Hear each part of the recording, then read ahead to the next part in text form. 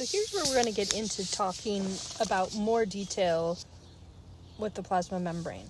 All right, so the first thing that we're going to talk about with the plasma membrane is its function is to separate the cytoplasm, which is the inside of the cell, all right, from, and plus the organelles, from the outside of the cell. All right, we call that extracellular fluid.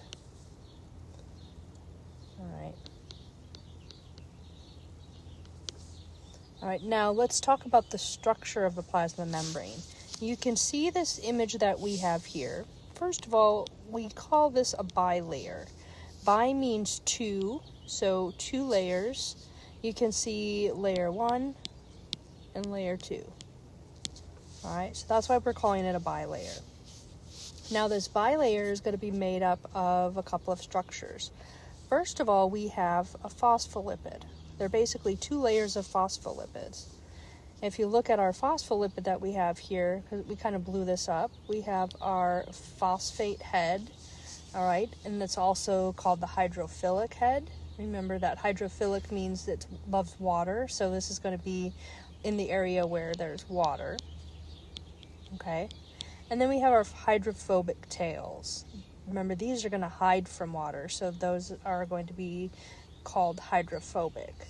All right, we also have different proteins in the membrane. You can see the different types. This is a channel protein, so it's kind of like this protein that pokes a hole in the membrane.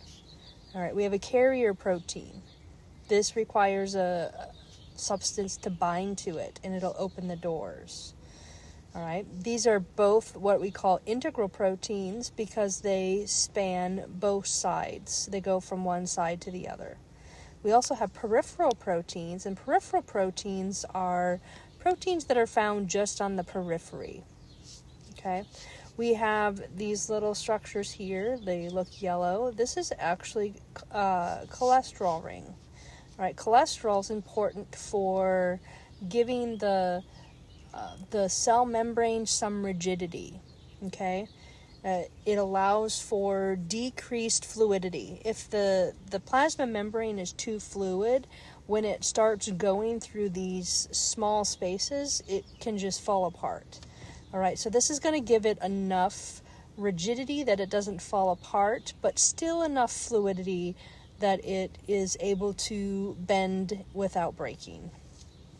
All right, and so those those cholesterols are important for that.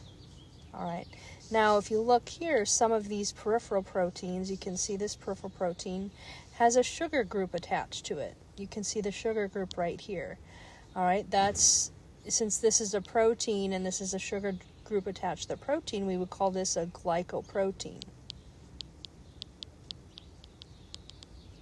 Glyco meaning sugar, protein. We also have glycolipids, and you don't see it in this image here, but a glycolipid is going to have a sugar chain attached to that phospholipid head.